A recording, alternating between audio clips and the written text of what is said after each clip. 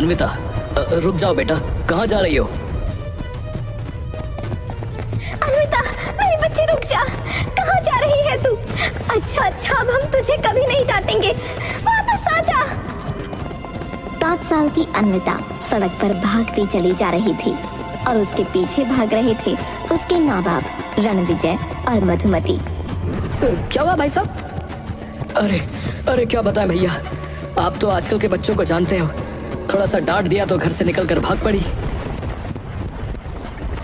वापस आ जा बेटी। तभी अचानक सामने एक मंदिर आ गया और अन्विता उस मंदिर की सीढ़ियां चढ़ने लगी। अरे बेटा, उस मंदिर में मत जाना, वो रहस्यमय मंदिर है, वो बहुत खतरनाक है। नहीं बेटा, नहीं। रुक जा बेटा। लेकिन अन्विता किसी की कोई बात नहीं सुन रही थी। वो भागती हुई उस मंदिर में चली गई। रणविजय और मधुमती भी उसके पीछे जाने लगे। अरे भाई साहब, ये मंदिर सही नहीं है, वहाँ मत जाइए, बता रहा हूँ। जो भी हो, हमें अपनी बेटी को बचाना है। वो दोनों अंदर गए पर अन्विता कहीं नजर नहीं आई। मंदिर में चारों तरफ अजीब सा सन्नाटा छाया हुआ था। ये अन्विता कहाँ गायब हो गई? अन्विता बाहर आ जा। अन्विता, हमारी बात मान ले, बाहर आ जा। कब तक यहाँ छुपी रहेगी?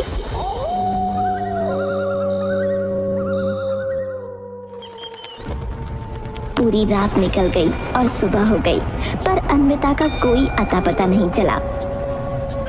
सबने कहा कि ये रहस्यमय मंदिर अन्विता को निगल गया है क्योंकि इसका कोई और एंट्री या एग्जिट गेट नहीं है। शायद ये लोग सही कह रहे हैं। मैंने भी इस मंदिर के बारे में बहुत सुना है। ये मंदिर सचमुच रहस्यमयी है। हमारी अन्विता अब नहीं रही। चलिए। अन्विता को छोड़कर कैसे? मैं आपकी बात समझ रही हूँ पर अब कोई फायदा नहीं है। रणविजय हार मानकर लौट गया।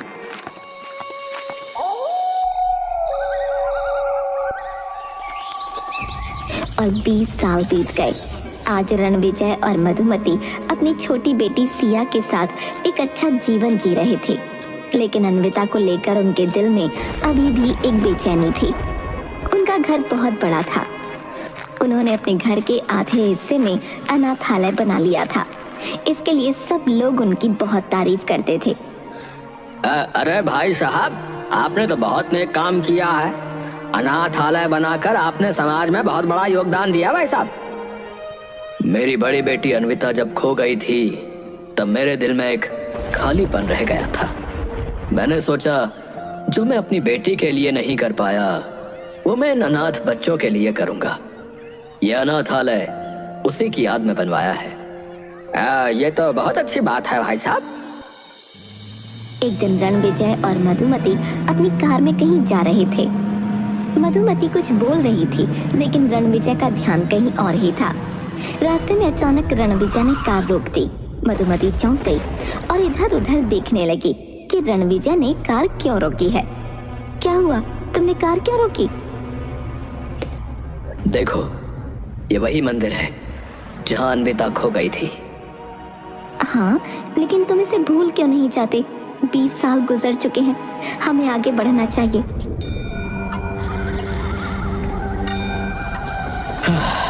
मैं जानता हूँ मधुमती, पर न जाने क्यों मुझे ऐसा लगता है कि इस मंदिर के अंदर अभी भी कुछ रहस्य छिपा है। चलो एक बार फिर से अंदर चलते हैं, शायद इस बार हमें कुछ मिले, कोई जवाब। रणविजय, तुम इस बारे में बहुत ज्यादा सोचते हो। हमें इस बात को पीछे छोड़ देना चाहिए। अन्विता को खोए हुए 20 साल हो गए हैं। क्या तुम्हें नहीं लगता कि अब आगे बढ़ने का समय आ गया है? तुम ठीक कहती हो, लेकिन क्या पता हमें उस दिन कुछ नजर न आया हो जो आज दिखाई दे जाए। क्या तुम मेरे साथ चलोगी? ये सरासर जुनून है। प्लीज मेरी बात मानो, चलो यहाँ से। अब बस एक बार मधुमती। नहीं, अब नहीं, बहुत हो चुका। चलो यहाँ से, वरना मैं अकेले चली जाऊंगी। मजबूरन रणविजय को वापस जाना ही पड़ा।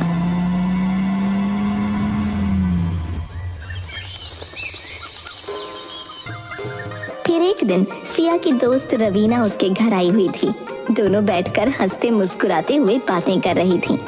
घर का माहौल खुशनुमा था और उनकी मस्ती मजाक से घर गूंज रहा था।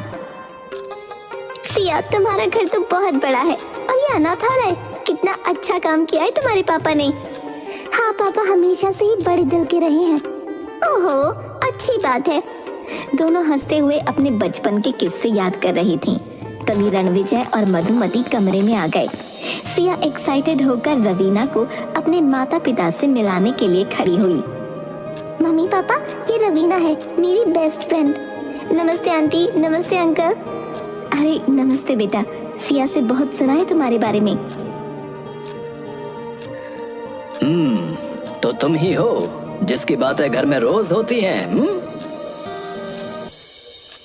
लेकिन जैसे ही रवीना ने रणविजय और मधुमती को गौर से देखा, उसके चेहरे का रंग अचानक बदल गया। उसकी हंसी गायब हो गई और एक घबराहट ने उसकी जगह ले ली। उसने बिना कुछ कहे दरवाजे की तरफ देखा और फिर अचानक बाहर की ओर भाग गई। अरे रवीना, कहाँ जा रही हो? रणविजय और मधुमती भी हैरान रह गए। वो एक दूसरे को देखने लगे। सिया तुरंत रवीना को रोकने के लिए उसके पीछे भागी। रवीना बिना रुके घर से बाहर भागती चली गई। सिया भी उसके पीछे पीछे दौड़ रही थी। रवीना, रुक जाओ, क्या हुआ है? अरे क्यों भाग रही हो? कई गली मोहल्लों को पार करते हुए वो घर से काफी दूर निकल आए।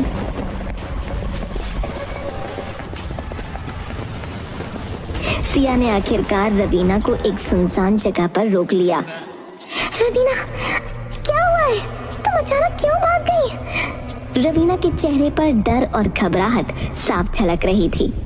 वो कुछ देर तक चुप रही और फिर बोली, सिया, जो मैं कहने वाली हूँ वो तुम किसी से नहीं कहोगी, वादा करो। क्या बात है रवीना, मैं वादा करती हूँ, तुम बताओ तो सही। सिया, मैं रवीना नहीं हूँ, मेरा असली नाम अन्विता है। वही अन्विता जो बचपन में उस रहस्यमय मंदिर में खो गई थी। सिया ये सुनकर चौंक गई। उसकी आंखों में हैरानी और खुशी के आंसू एक साथ झलक आए।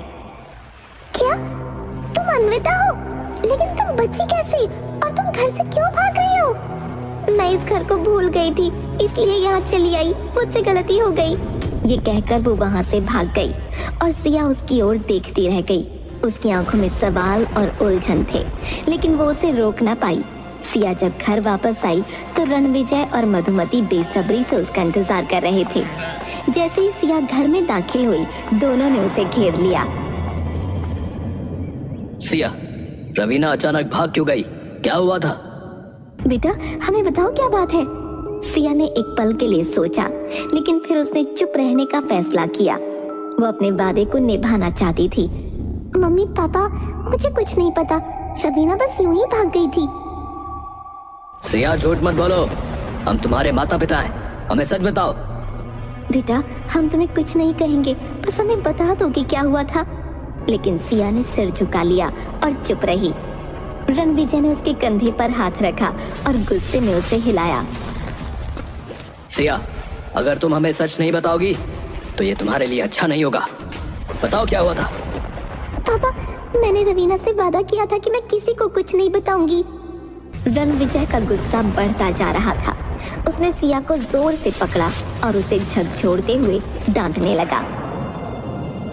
सिया, अब और नहीं, हमें सब कुछ बताओ, वरना। पापा, रवीना, असल में वो रवीना नहीं है, वो अन्विता है। वही अन्विता जो बचपन में उस रहस्यमयी मंदिर में खो गई थी।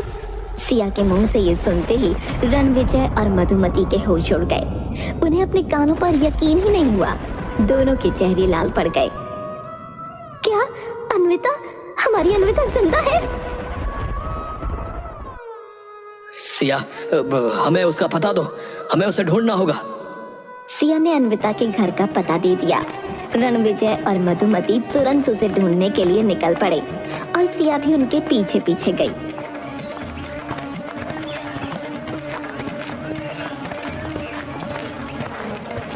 लेकिन जब वो वहां पहुंचे तो दरवाजे पर ताला लगा मिला। उन्होंने आसपास के लोगों से पूछा तो एक आदमी ने बताया, हाँ, ये पुजारी जी का घर है। वो लोग थोड़ी देर पहले ही यहाँ से निकले हैं, बैग लेकर। लगता है कहीं जाने की तैयारी कर रहे थे। ये सुनकर रणविजय और मधुमती ने जल्दबाजी में रेलवे स्टेशन की ओर दौड़ लगा दी। सिया भी उनके साथ चली गई। उन्होंने स्टेशन पर बहुत तलाश की, पर उन्हें वहां कोई नहीं मिला। इसके बाद वो बस स्टॉप की ओर चले गए।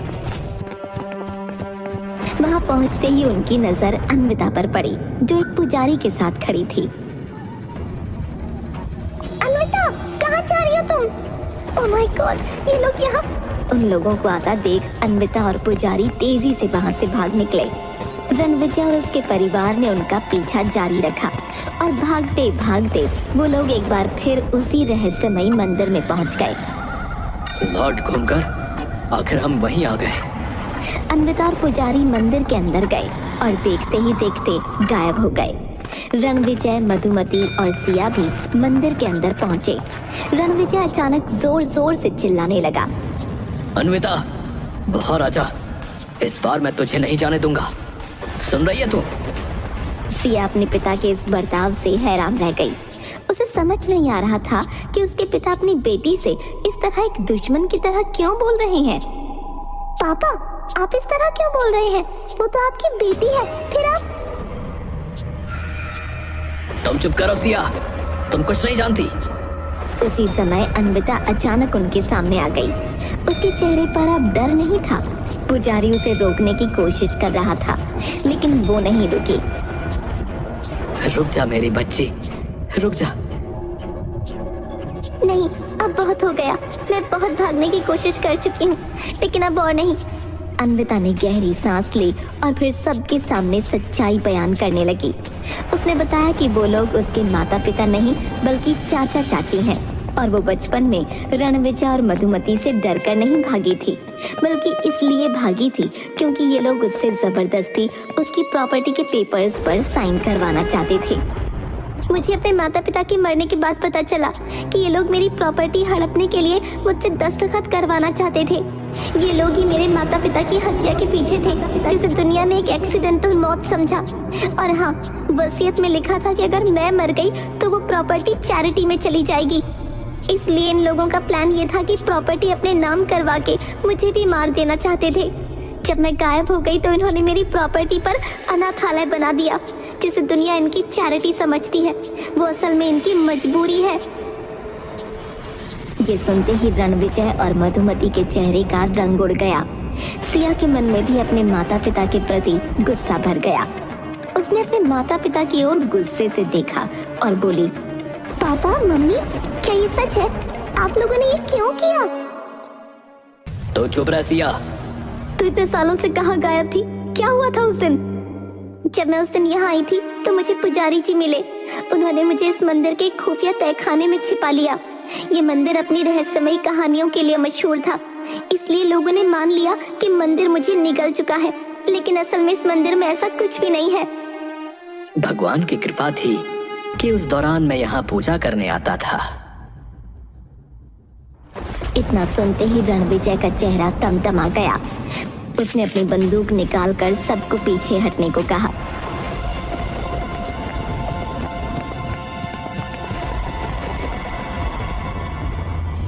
मैंने इस दिन का बहुत वेट किया है, अब और नहीं। पुजारी, पीछे हट जा वरना जान से जाएगा। अब मेरी बेटी को छोड़ दो, मेरी बच्ची को छोड़ दो। रणविजय बाहर जाने की कोशिश कर ही रहा था कि तभी एक तेज हवा का झोंका आया और वो अंदर की तरफ गिर पड़ा। अन्विता भी लड़खड़ा कर एक किनारे गिर गई।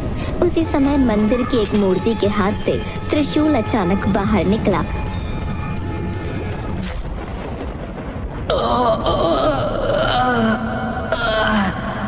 रणविजय! तू ठीक तो है अन्विता?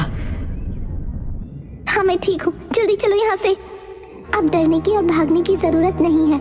मैंने पुलिस को फोन कर दिया है।